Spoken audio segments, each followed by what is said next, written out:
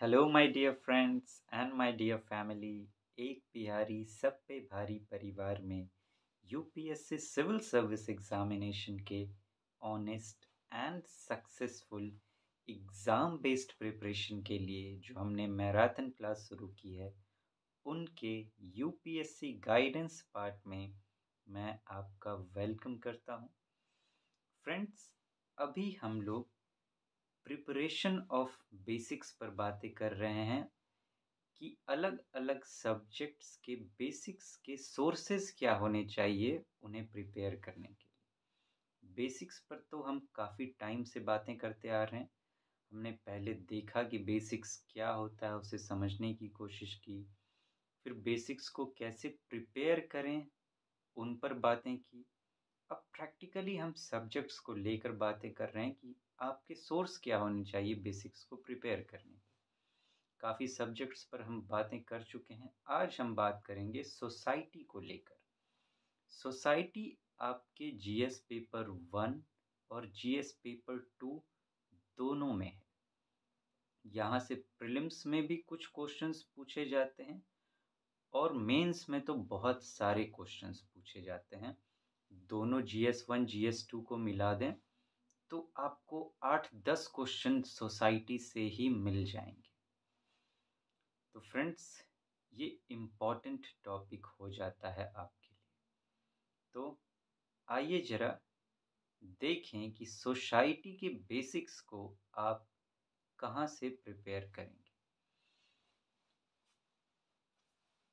Preparation of basic society NCERT 11th and 12th। NCERT की बात मैं क्यों करता हूँ, क्यों एनसीईआरटी आपको पढ़नी चाहिए। अब देखिए, बेसिक्स आप कई सोर्सेज से प्रिपेयर कर सकते हैं। चाहें तो आप ऐसा भी कर सकते हैं कि एक ही सब्जेक्ट पर कई सारे किताब खरीद लें। एनसीईआरटी भी पढ़ रहे हैं, किसी इंस्टीट्यूशन की बुक है आप वो भी पढ़ रहे हैं, या फिर किसी अच्छे राइटर के द्वारा लिखी गई है, आप किसी सोशियोलॉजिस्ट की बुक पढ़ सकते हैं। तो आप बहुत सारे टॉपिक्स हैं, बहुत सारे बुक्स हैं जहाँ से सोसाइटी को तैयार कर सकते हैं। लेकिन उससे होगा क्या? ऑलमोस्ट लगभग जितने भी बुक्स हैं, टॉपिक्स तो ऑलमोस्ट सेम ही होते हैं। हाँ, पॉइंट ऑफ व्यूज़ अलग-अलग आपको मिल सकते हैं थोड़े बहुत। ये जनरल स्टडीज़ है और आपको जनरल तरीके से तैयार करना है। बेसिक्स की गहरी समझ आप में होनी चाहिए। तो मेरा ये मानना है कि बजाय इसके कि आप 10 सोर्सेज पे जाएं, कहा तो ये जाता है कि आपको 2 नाव पे भी सवार नहीं होना चाहिए। आप सब बुक्स को एक-एक बार पढ़ने में अपना समय लगाएं। उससे बेहतर मैं मानता हूँ कि कोई एक सोर्स आप चुनें, उस पर भरोसा करें, और भरोसा करना भी चाहिए, लेकिन भरोसा करने के लिए वो सोर्स जेन्युइन होना चाहिए, कोई सही सोर्स हो। और उसी को आप ज़्यादा से ज़्यादा पढ़ें, एक ही को ज़्यादा से ज़्यादा रिवाइज़ करें, पढ़ें, तो आप उतने गहरे उसमें उतरते चले जाएँगे, आपकी समझ उतनी ज़्यादा गहरी होती चली जाएगी। और यूपीएससी जिस तरीके से क्वेश्चंस पूछता है एग्ज़ाम में, वो सारे के सारे लगभग समझ पर बेस्ड होते हैं। और ऐसी-वैसी समझ नहीं, सरफेस की समझ नहीं, गहरे में समझ। ये पढ़ाई जो आपकी है यूपीएससी की, ये समंदर की तरह होनी चाहिए, और उसकी ज़रूरत भी वैसी ही है कि सिर्फ़ सरफेस लेवल पर बात बनेगी नहीं। पहले आप सरफेस पे तैरना सीखें, फिर आप थोड़ा गोता लगाना सीखें, थोड़ा-सा गहरे उतरें, और फिर बहुत गहरे उतरें, जैसे कि ट्रेंचेज़ होते हैं समंदर में, वहाँ चले जाएँ। या धरती की बात करें तो धरती के गर्भ में क्या छुपा हुआ है, तो उसी तरह आपको सब्जेक्ट्स को लेकर समझना होता है कि सब्जेक्ट्स के गर्भ में क्या छुपा हुआ है, रूट कहाँ है इसका। उसके लिए आपको ज़्यादा से ज़्यादा पढ़ने की ज़रूरत होती है, तभी आप गहरे उतर पाएँगे। और उसके लिए ज़रूरी है कि आपके सोर्सेज़ लिमिटेड हों, क्योंकि समय भी लगता है इसमें। आप बेवजह मान लीजिए, और ये भी बात होती है कि अलग-अलग चीज़ों में जाएँगे, तो आपको कन्फ्यूज़न क्रिएट होगा कि वहाँ ये बात कही गई है, यहाँ ये बात कही गई है, तो इसमें से कौन-सा सही है, कौन-सा गलत है। तो क्योंकि डेटाज भी होते हैं अलग अलग, कहीं कहीं पे पॉइंट पॉइंट का फ़र्क हो जाता है, तो अब आप उसमें समय लगा रहे हैं। एक्सपर्ट तो हमें बनना नहीं है चीज़ों का, सब्जेक्ट्स का, कि हम उस पे बिल्कुल एक्सपर्ट बन रहे हैं, हमें प्रोफ़ेसर बनना है जाके, ऐसी तो कोई बात है नहीं।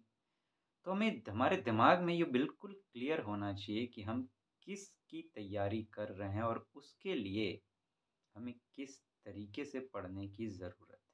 ये बिल्कुल क्लियर आपके माइंड में होना चाहिए।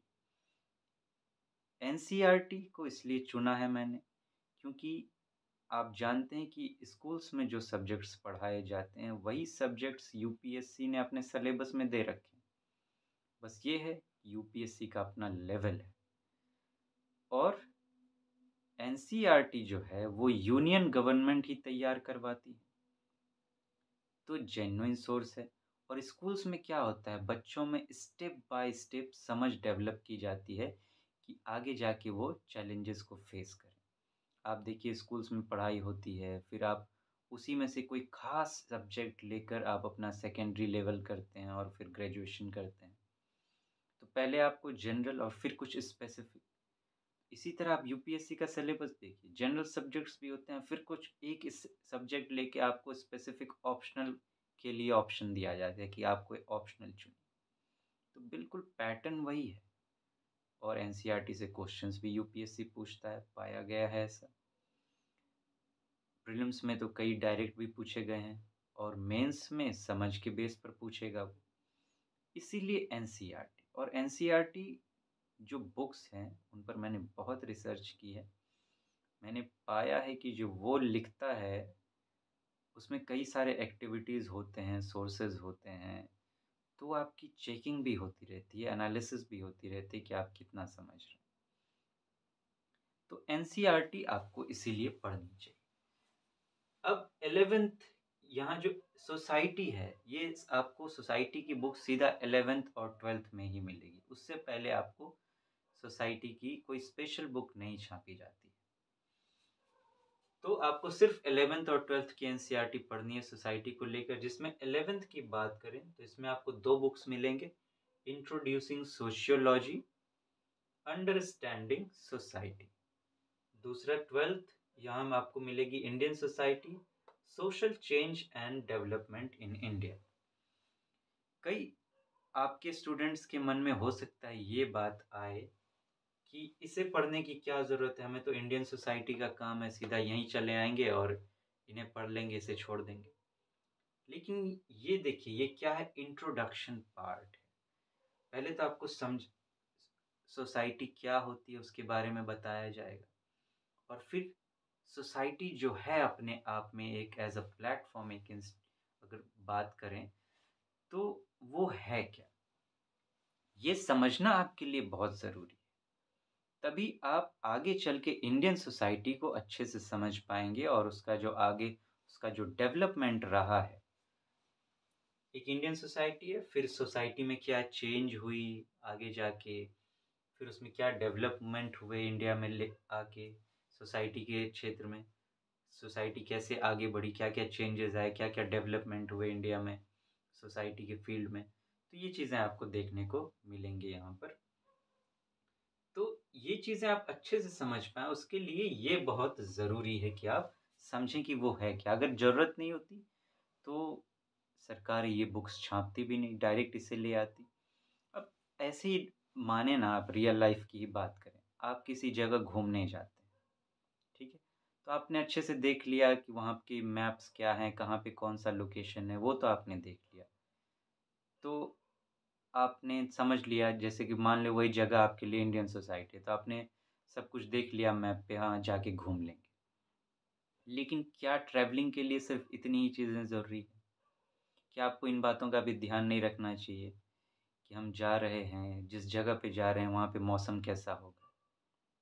सफ़र में हो सकता है हमारी तबीयत खराब हो जाए, तो कुछ जो बेसिक दवाइयाँ हैं पेट दर्द की, सर दर्द की, ये भी रख लिए जाएँ, ताकि अगर कभी बीमार पड़ जाएँ तो खा लें और ट्रैवलिंग हमारी बेहतर से बेहतर हो सके। कैसे कपड़े चाहिए, किस तरह से चीज़ें हैं, इन चीज़ों का भी आप ध्यान रखेंगे, तब जाके आपकी जो जर्नी है, वो सच में सुपर्ब होगी, मंगलमय जर्नी जिसे कहा जाता है, मंगलमय होगी। तो ज़रूरी है चीज़ें, इसीलिए आपको पहले ये पढ़ना चाहिए और फिर आपको यह कैसे पढ़नी है इस पर भी मैं बातें करते आ रहा हूँ।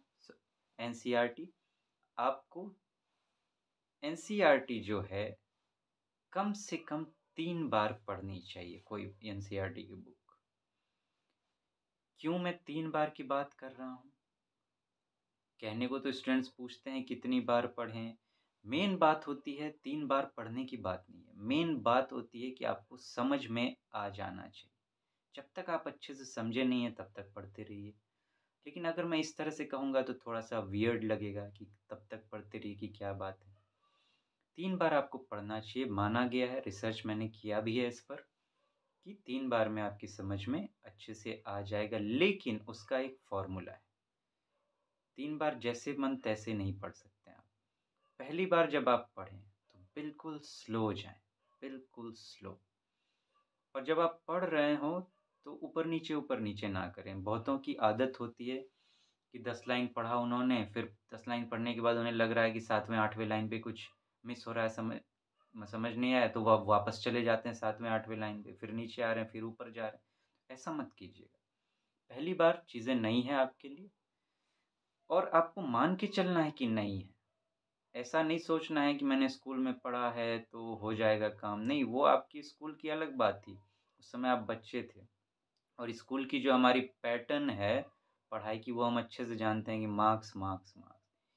यूपीएससी उस दिमाग में एनसीईआरटी की समझ चाहता है जो ग्रेजुएट हो चुका है, जो कम से कम 21 साल का है। तब जो आपके अंदर एनसीईआरटी की समझ होनी चाहिए, वैसी समझ उसे चाहिए। अब आपको पढ़ना है इस दिमाग से। पहली बार आप जब पढ़ें तो बिल्कुल स्लो और आगे-पीछे ना बिल्कुल आप फ्लो में पढ़ जाएँ, पूरी बुक को, लेकिन बिल्कुल स्लो। स्पीड नहीं रखिएगा, बहुत स्लो पढ़िएगा ताकि चीज़ें अच्छे से आपके अंदर उतरें। एक बार में कम से कम आपको 1 चैप्टर पढ़ना चाहिए और जैसे-जैसे आप अपना समय उस पे डिनोट करें, आप चाहें तो ज़्यादा भी पढ़ सकते हैं।